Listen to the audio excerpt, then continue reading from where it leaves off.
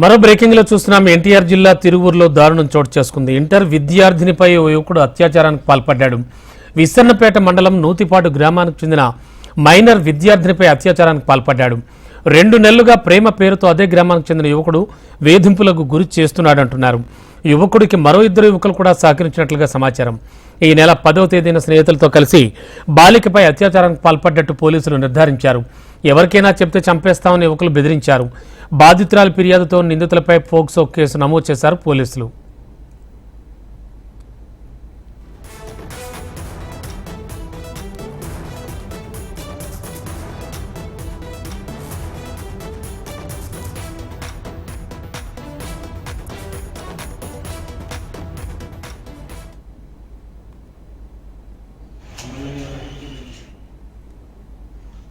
NTR district మా పాప కాలేజీలో చదువుకుంటుంటే మా ఊరికి సంబంధించిన వ్యక్తులు 3 కలిసి తోట చందు అన్న అతను, వేము శివరాము, వేము ప్రవీణ్ కుమార్ కలిసి మా పిల్లని అరాచకాలు చేసి పాడు చేసి శారీరకంగా వాడుకొని ఇష్టం వచ్చినట్టు తిరిగి తీసుకొచ్చి మళ్ళీ బలవంతంగా తీసుకెళ్ళి ఎత్తుకుపోయి చికాకు చేసి తీసుకొచ్చి ఊరు బయట దింపి బెదిరించారు. మీ అమ్మని చంపుతా, నిన్ను చంపుతా, ఇంటికాడ చెప్పినా అని చెప్పేసి అలాగే ప్రతి ఒక్క మా గ్రామంలోనే 4గురిని చికాకు చేయటం జరిగింది. ఇదే 3. అలాగే ప్రతి ఒక్క గ్రామంలో ప్రతి ఒక్క పిల్లని కూడా భయపడిపోతున్నారు బయటికి రావటానికి. ఈ 3 బాగా అరాచకాలు చేయటం, తిరువూరులో రూమ్ తీసుకోవటం, ఆ రూములలోకి ఎక్కించుకెళ్ళటం, పాడు చేయటం, ఆ పిల్లలు మళ్ళీ బెదిరించటం, మందు తాగటం, అన్ని దొంగతనాలు చేయటం, ఏటపోతులను ఎత్తుకురావటం, గొర్రెలను ఎత్తుకురావటం, పందులను ఎత్తుకురావటం, బండ్లను ఎత్తుకురావటం, వాడు రౌడీ సిస్టర్ కింద చేయటం అలా చేస్తున్నాడు. అందరిని బెదిరించటం, అదే మన పెద్దలు అడిగితే వాళ్ళ మీద కర్రలు తీసుకెళ్ళటం, రాళ్ళు తీసుకొని కొట్టడం, అలా ప్రతి ఒక్కరిని కూడా హింసించటం చేస్తున్నారు. వాళ్ళ చెల్లెలో తోట కీర్తన, తోట నాగమణి, తోట చిట్టిబాబు, వాళ్ళు 3 కూడా నా కొడుకు ఏం తప్పు చేసినా, నా కొడుకు మగోడు ఏం చేసినా కానీ మా ఇష్టమే, మీకేం సంబంధం అని చెప్పేసి మాట్లాడటం జరిగింది. జరిగిన తర్వాత నేను సిఐ గారికి చెప్పుకున్నాము, ఎమ్మెల్యే గారికి చెప్పుకున్నాము. తగిన చర్య వాళ్ళ 3 మీద బయటికి రాకుండా చర్య తీసుకోవాలని నేను కోరుకు. బ్రేకింగ్ లో చూస్తున్నాం. ఎన్టీఆర్ జిల్లా తిరువూరులో దారుణం చోటు చేసుకుంది. ఇంటర్ విద్యార్థినిపై ఓ యువకుడు అత్యాచారానికి పాల్పడ్డాడు. విస్సన్నపేట మండలం నూతిపాటు గ్రామానికి చెందిన మైనర్ విద్యార్థినిపై అత్యాచారానికి పాల్పడ్డాడు. ఇదే అంశానికి సంబంధించి లేటెస్ట్ ఇన్ఫో అందించడానికి మా కరెస్పాండెంట్ కాంతి సిద్ధంగా ఉన్నారు. కాంతి, ఈ తిరువూరు ఘటన పూర్వాపరాలు ఏమిటి, అసలు ఏం జరిగిందని చెప్తున్నారు? బాబు, ఏదైతే విస్సన్నపేట మండలం నూతిపాడు గ్రామానికి చెందినటువంటి ఒక మైనర్ విద్యార్థిని, యాక్చువల్ గా ఆమె హాస్టల్లో ఉంటుంది. అయితే జ్వరంతో ఉన్న నేపథ్యంలో ఇంటి వద్ద నుంచి తన కాలేజ్ కి రాకపోకలు అయితే సాగిస్తోంది. ఈ నేపథ్యంలో ఈ నెల 10వ తేదీన ఆర్టీసీ బస్సులో వస్తున్నటువంటి బాలికను బెదిరించి ఒక సెంటర్ లో దింపేసినటువంటి యువకుడు తన 2 మిత్రులతో కలిసి వాహనం పైన ఎక్కించుకుని వెళ్లి అక్కడ ఒక భవనంలో బలవంతంగా అత్యాచారం చేశాడు. అలాగే చేయడంతో పాటుగా ఈ విషయం బయటకు ఎవరికైనా చెప్పినట్లయితే చంపేస్తామని కూడా బెదిరించినట్లుగా తెలుస్తా ఉంది. అయితే ఈ విషయాన్ని ఆమె తల్లికి చెప్పింది. ఆ తల్లి పంచాయతీ పెద్దల దృష్టికి తీసుకువెళ్ళినప్పటికీ కూడా వారికి న్యాయం అనేది జరగకపోవడంతో, అలాగే తిరిగి అమ్మాయి పైనే కొన్ని నిందలు కూడా వేయడం జరుగుతోంది అని తెలిసింది. అయితే ఈ నేపథ్యంలో పోలీస్ స్టేషన్ లో పోలీసులను ఆశ్రయించడంతో అక్కడ బాలిక ఏదైతే ఫిర్యాదు ఇచ్చిందో దాని మేరకు పోక్సో కింద కేసు నమోదు చేశారు పోలీసులు. అయితే ఈ గత 2 నెలల నుంచి కూడా ప్రేమ పేరుతోటి అదే గ్రామానికి చెందినటువంటి తోట చందు అనే యువకుడు వేధింపులకు గురి చేస్తున్నారని చెప్పి అదే సహకారం అందించినటువంటి 2 మైనర్లు ఎవరైతే ఉన్నారో ఆ 2 మైనర్లు కూడా గ్రామానికి చెందిన వారే కావడంతో వారంతా కూడా విషయం బయటికి వెళ్లకుండా ఉండేలాగా పంచాయతీ పెద్దలు ఏదైతే తీర్పు చెప్పడం జరిగింది. ఈ నేపథ్యంలో ఆమె పోలీసులను ఆశ్రయించడంతో కేసులు అయితే పోక్సో చట్టం కింద నమోదు చేశారు. రమణబాబు, ఓకే, థ్యాంక్ యూ కాంతి.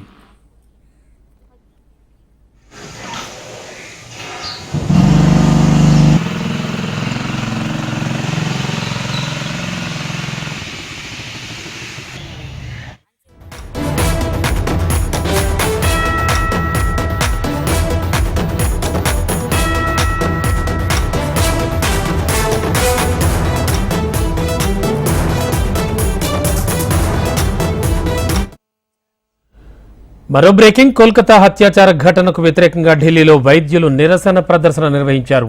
ఢిల్లీలోని all India institute of medical sciences సహా ఇతర ఆసుపత్రుల రెసిడెంట్ వైద్యులంతా ప్రత్యేక ఓపీడీ సేవలు అందించి నిరసన చేపట్టారు. ఢిల్లీలోని కేంద్ర ఆరోగ్య మంత్రిత్వ శాఖ కార్యాలయంలోని నిర్మాణ్ భవన్ ముందు రోడ్డుపై ఓపీడీ సేవలు అందించి నిరసన దీక్షకు దిగారు. తమ డిమాండ్లను ఇంకా పరిష్కరించలేదని, అందుకే సమ్మె కొనసాగించాలని నిర్ణయించుకున్నట్లుగా ఆర్డీఏ ఎయిమ్స్ పేర్కొంది. హెల్త్ కేర్ రంగంలోని వారి భద్రత కోసం కేంద్రం అత్యవసరంగా ఆర్డినెన్స్ను తీసుకురావాలని డాక్టర్లు డిమాండ్ చేస్తున్నారు. అంతకుముందు ఇండియన్ మెడికల్ అసోసియేషన్ పిలుపునిచ్చిన 24 గంటల దేశవ్యాప్త సమ్మె ఆదివారం ఉదయం 6 గంటలకు ముగిసింది. అయితే ట్రైనీ డాక్టర్కు న్యాయం చేయాలని వైద్యులు పోరాటం కొనసాగిస్తున్నారు.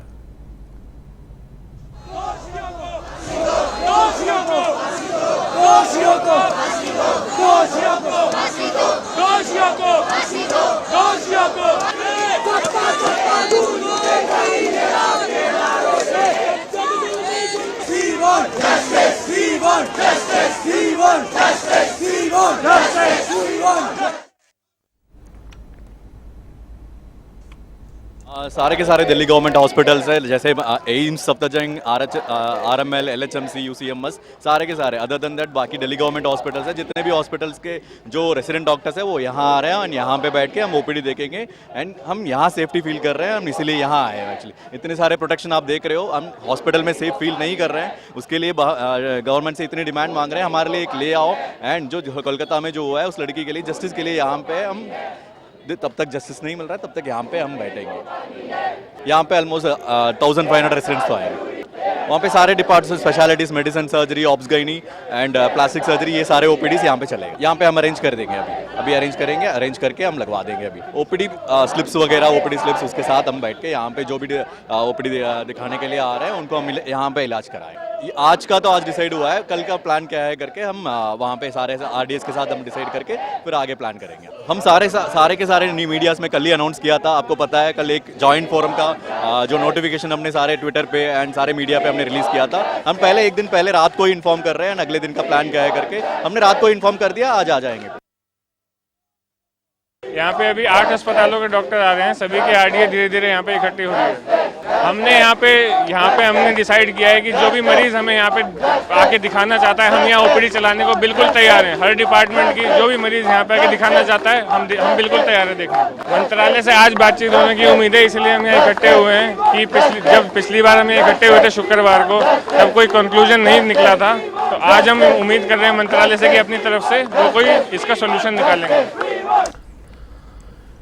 బ్రేకింగ్ లో చూస్తున్నాం. కోల్కతా హత్యాచార ఘటనకు వ్యతిరేకంగా ఢిల్లీలో వైద్యులు నిరసన ప్రదర్శన నిర్వహించారు.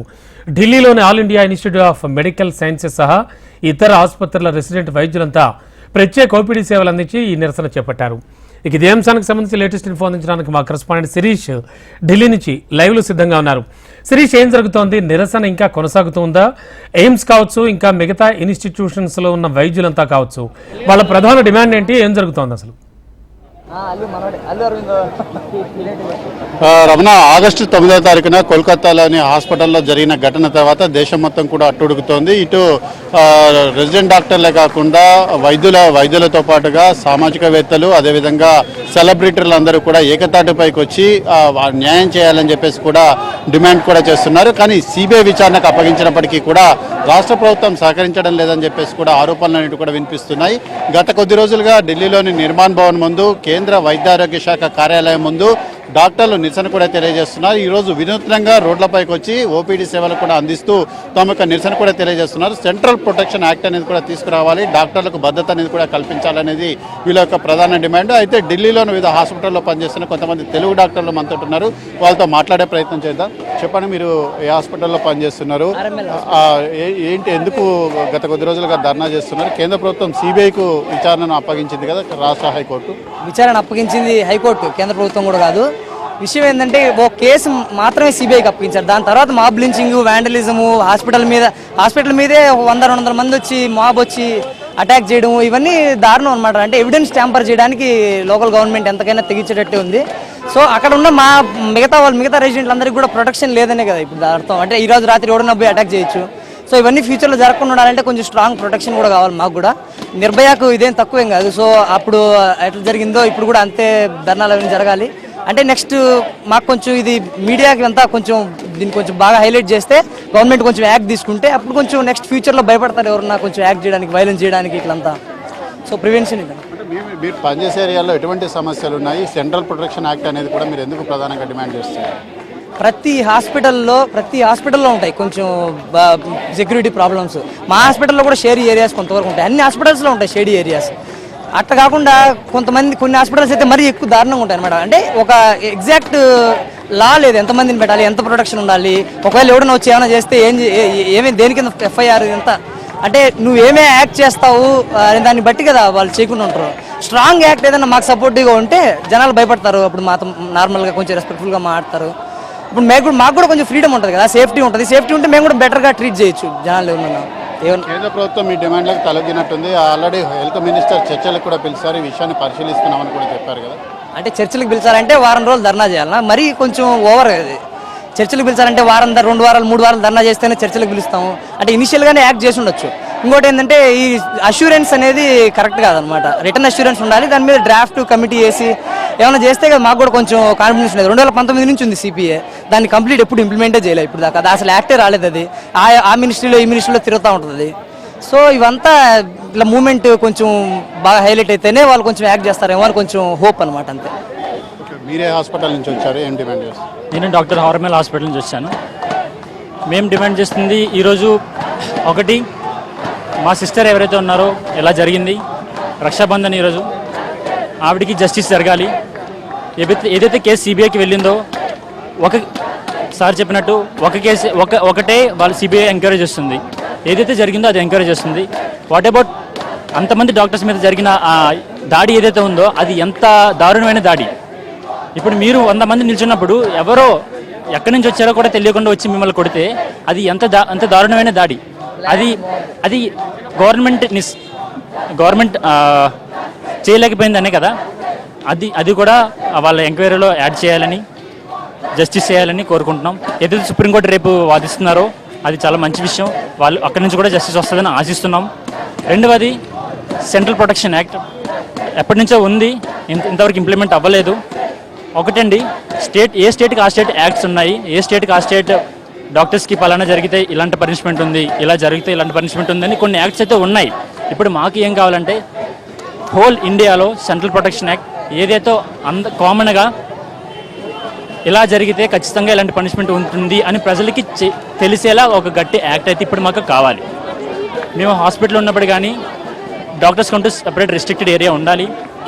మనం అందరూ పనిచేసేది గవర్నమెంట్ హాస్పిటల్ అండి, మీకు తెలిసిందే గవర్నమెంట్ హాస్పిటల్ ఎవరైనా రావచ్చు, ఎవరైనా వెళ్ళొచ్చు, అది గవర్నమెంట్ హాస్పిటల్ తప్పలేదు. బట్ డాక్టర్స్ అంటూ రిస్ట్రిక్టెడ్ ఏరియా ఉండాలి, షేడీ ఏరియాస్ ఉండకూడదు, సీసీటీవీ కెమెరాస్ ఉండాలి. ఏవైతే రిస్ట్రిక్ట్ ఏరియా ఉందో అందులోకి ఎవరిని ఎంటర్ అవ్వకుండా ఉండేలా తగిన జాగ్రత్తలు తీసుకోవాలి అని అందరినీ కోరుకుంటున్నాను. సో రమణ, ఇది కూడా మొత్తం మీద కూడా విద్యార్థులు చేస్తున్న డిమాండ్లను కేంద్ర ప్రభుత్వం పరిగణలోకి తీసుకుంటుందా లేదా అనేది కూడా చూడాలి. ఎందుకంటే రేపు సుప్రీంకోర్టులో దీనికి సంబంధించి విచారణ అనేది కూడా జరగబోతుంది. సుప్రీంకోర్టు ఈ కేసును సుమోటోగా స్వీకరించింది. సుప్రీంకోర్టు ప్రధాన న్యాయమూర్తి ఆధ్వర్యంలో రేపు ఈ కేసు త్రిసభ్య ధర్మాసనం కూడా విచారించబోతోంది. కాబట్టి విద్యార్థులు డిమాండ్ చేస్తున్నట్లుగా సిపిఐతో పాటుగా మిగిలిన అంశాలను కూడా కోర్టు ఎంతవరకు పరిగణలోకి తీసుకుంటుంది, కేంద్ర ప్రభుత్వానికి ఎటువంటి డైరెక్షన్స్ ఇస్తుంది, సిబిఐకి ఏమైనా ఆదేశాలంటే కూడా జారీ చేస్తుందా లేదా అనేది కూడా చూడాల్సి ఉంది. Court studio. Suresh. Right now AP CM Chandrababu Tirupati జిల్లాలో పర్యటిస్తున్నారు, లైవ్ లో చూద్దాం.